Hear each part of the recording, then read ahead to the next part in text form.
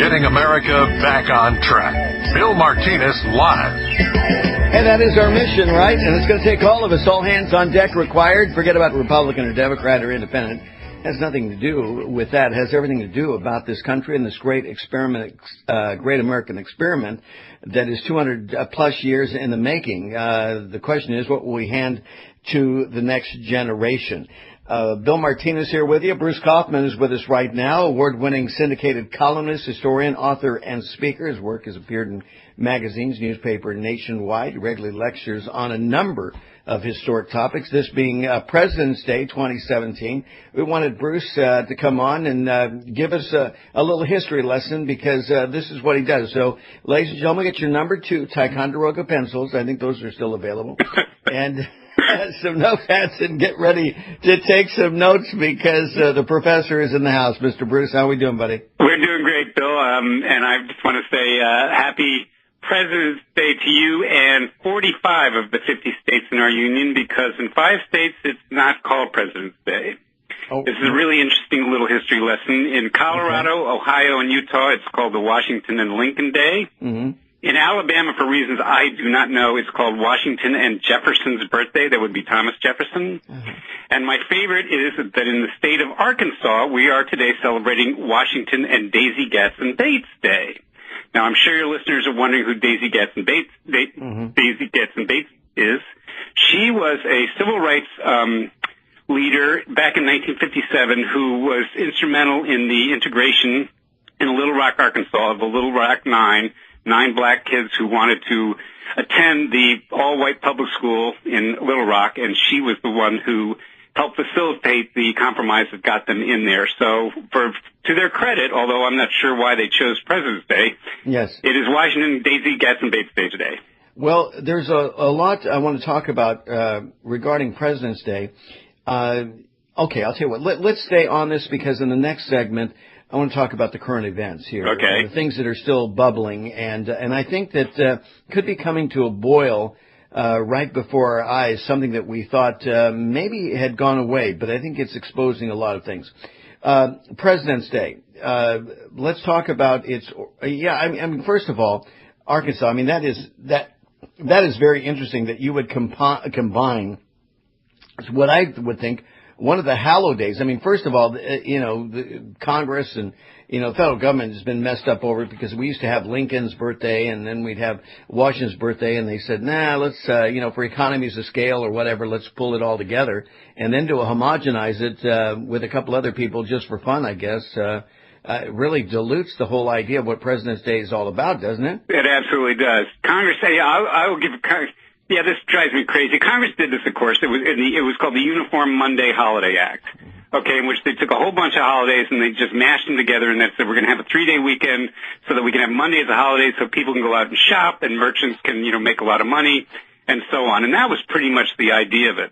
So Congress in 1971 passed the Uniform Monday Holiday Act and made all these, so Lincoln's birthday is on February 12th. Washington's birthday is on February 22nd. They mashed it together and decided whatever is the first Monday in the third week of February, that's going to be President's Day. And by the way, this is interesting. When they wrote the statute or when they wrote the law that they turned this into, they said, quote, that this one holiday will be observed, and this is a quote, without doing violence to either the history or tradition. Well, guess what? They did violence to both. Yes. Because if you're going to have history and tradition, then you observe these days on their birthdays. Right.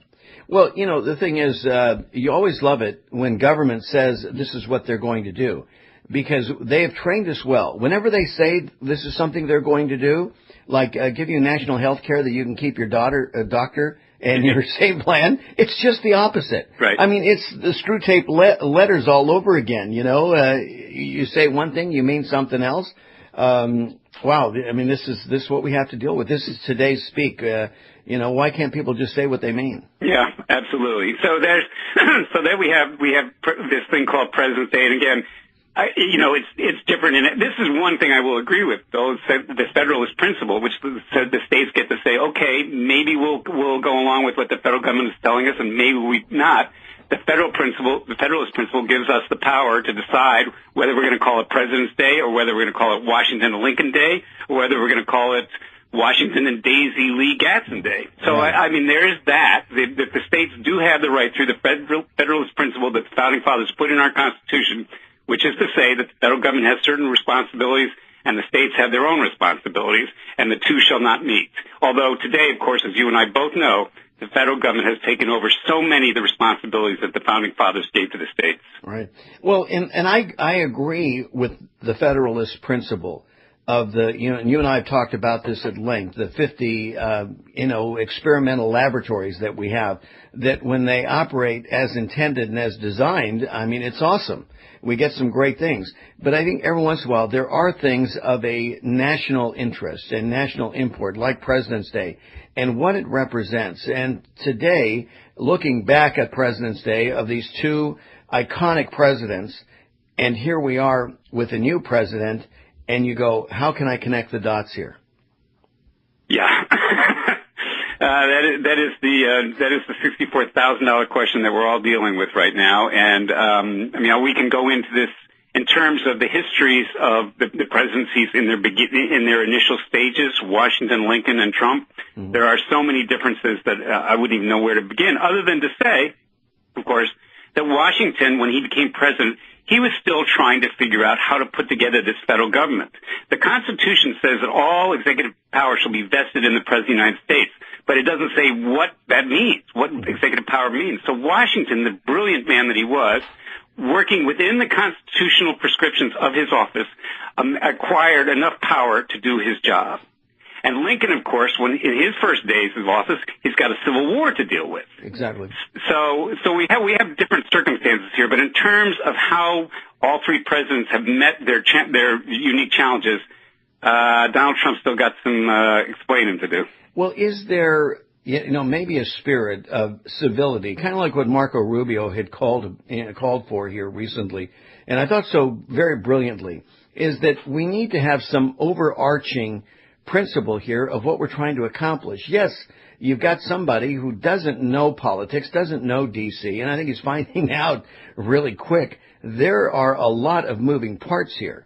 But how does he orchestrate these parts without some level of cooperation for the good of we the people? Yeah. Well, again, okay, so let's compare Trump with President Washington, our first and arguably our greatest, although I'd probably give Lincoln the slight nod. Here's the definition of my favorite definition of a leader. It's a man who knows what he knows what he doesn't know, who knows the things he doesn't know, and is willing to listen to those people. That was Washington to a T. His military meetings during the Continental Army and the American Revolution, he encouraged his officers to give their opinion. When he was in his cabinet, were freewheeling affairs in which every cabinet member was allowed to give their opinion. Lincoln was the same way. Trump seems not to be listening to any of his cabinet. I think he's picked some very good members of his cabinet, but he isn't listening to them. Well, I think we got to get them all seated, don't we? We got to get them all at the table. I think that would help, maybe. That would help. Just a little bit. It almost sounds Reagan-esque, Washington style, and what Reagan did as well, surrounded himself around a lot of good men. Bruce Kauffman with us. We've got more coming up right after this. Stay with us, America. This is Bill Martinez. We're live at 15 after the top of the hour.